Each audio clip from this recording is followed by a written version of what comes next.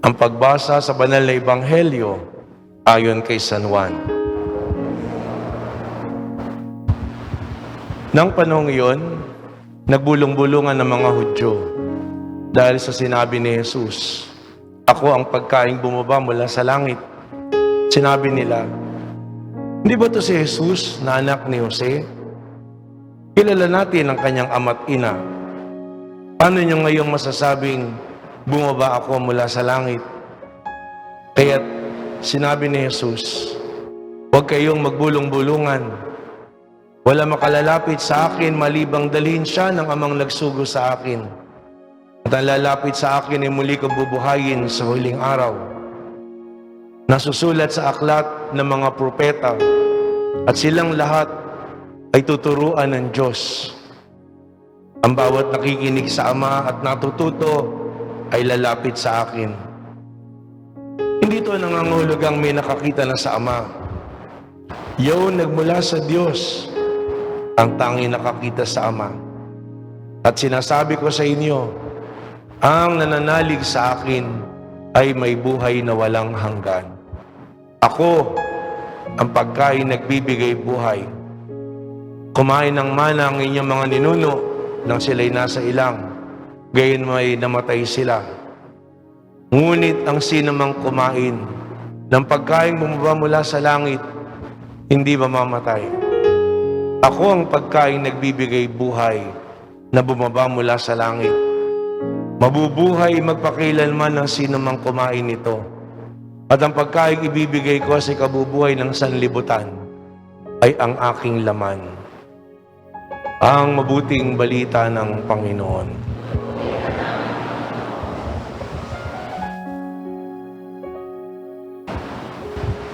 Magandang umaga po sa inyong lahat. Ang ebanghelyo natin ay kadugtong pa din po ng mga ebanghelyo pinagnilayan natin ng mga naunang linggo, na kung saan sinimulan po yan sa pagpapakain ng Panginoon ng 5,000 lalaki. At alam natin kung paano ang mga tao ay sumunod sa Panginoon. At patuloy na pinaliliwanag ng Panginoon ang katotohanan ito tungkol sa kanyang sarili. Kaya nga magugunita po niyo, sabi niya, nandito kayo hindi dahil sa mga kababalaghan na ginawa ko, kundi dahil kayo'y nagbusog. Pagsubikapan ninyo na hangarin yung pagkain na tunay na nagbibigay ng buhay. Dito sinasabi ng Panginoon na napakahalaga na ang hinahanap at hinahangad natin ay siya. Hindi yung mga bagay na iniisip nating makatitighaw ng ating uhaw o makabubusog ng ating tiyan o makapagpapagaan ng ating buhay. Kung gusto natin magkaroon ng kasiyahan, kailangan nandun yung pagkain na binibigay mismo ng Panginoon at lilinawin niya yon. Higit pa sa mana, ano yon? Yung kanyang sarili. Yung kanyang laman at dugo. Yung banal na Eucharistia na pinagdiriwang natin sa tuwing araw ng linggo o sa tuwing nagtitipon tayo para sa ating pagsisimba. Kaya po, yan yung patuloy na paalala sa atin na hangarin natin at tanggapin ang katawan at dugo na yan ng Panginoon. Sampalatayanan natin at ito yung bumuhay sa atin. Ang tanong nga lang po ay, talaga nga bang yun yung nilalapit natin sa Panginoon? Paano nga ba natin masasabi na itong tinatanggap natin na banal na Eucharistia ay tunay na binabago tayo? Dahil di po ba meron tayong kasabihan, you are what you eat? Hindi po ba? Ikaw daw o tayo yung kinakain natin. Diba? Tinan nyo nga yung katabi nyo. Ano kaya ang kinakain yan? Diba? Huwag na kayo magsalita. Baka mamaya pumila pa kayo sa kumpisal. Ha? Humusga.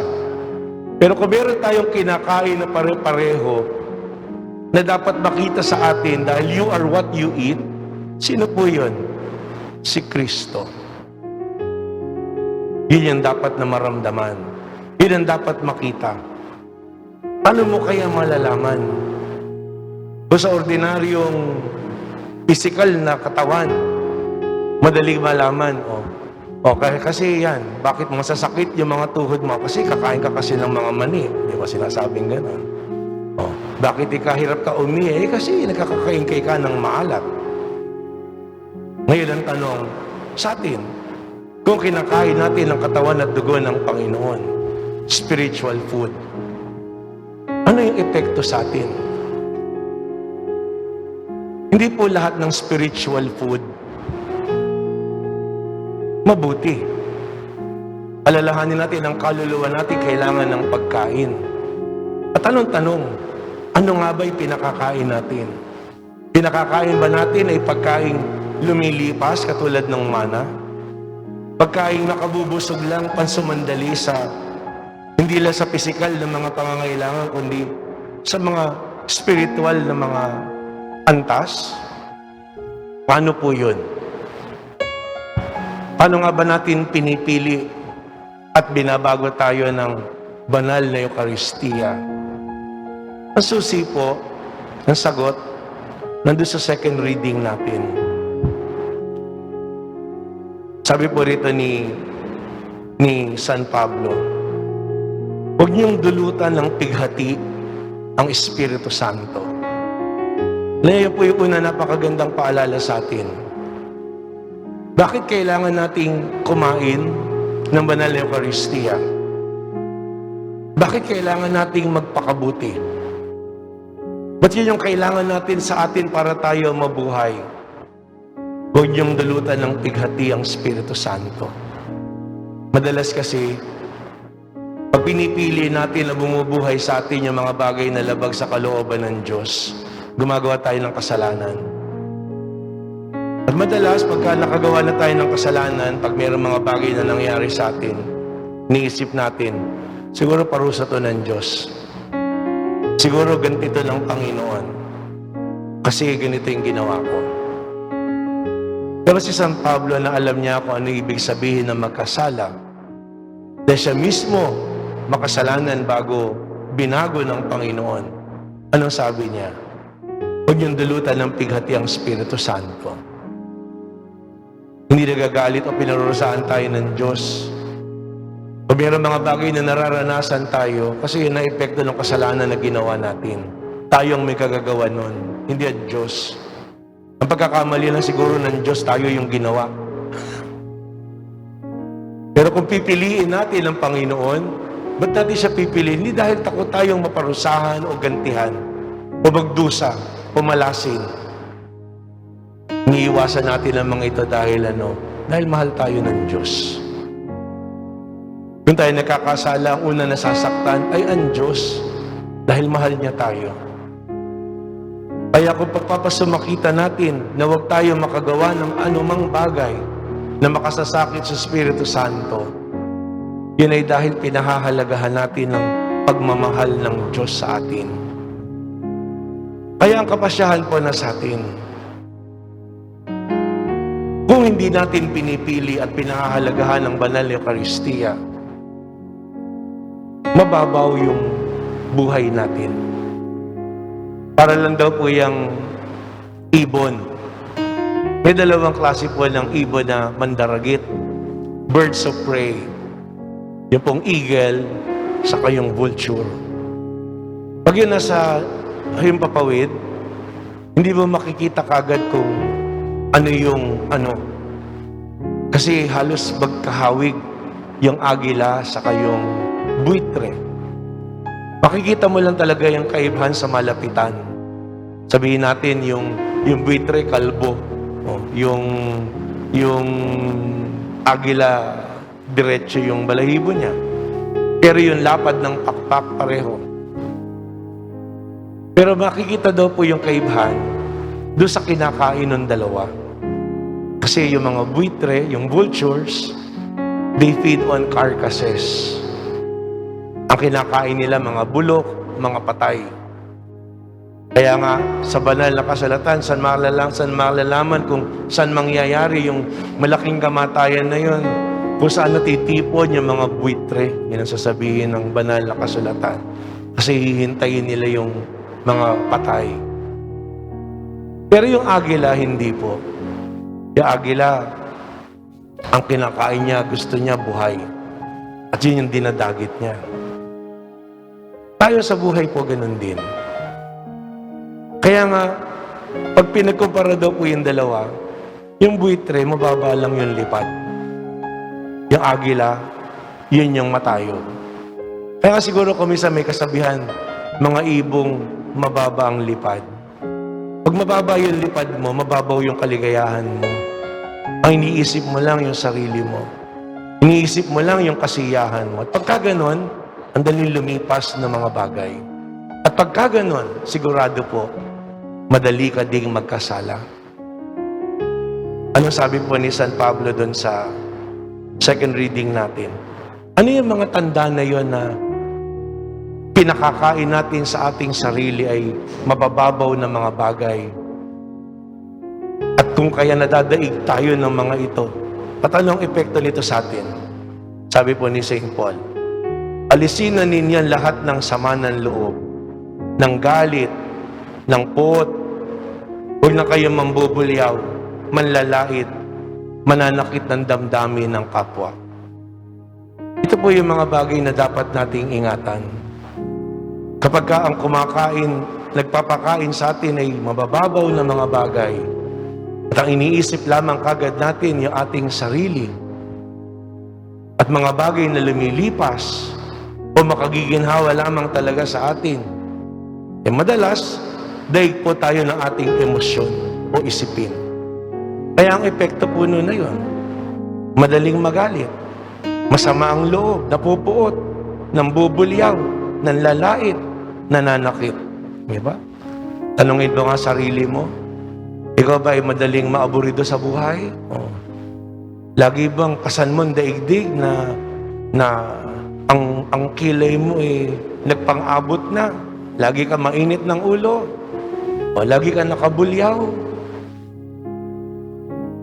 Nandun na madali ka manlait?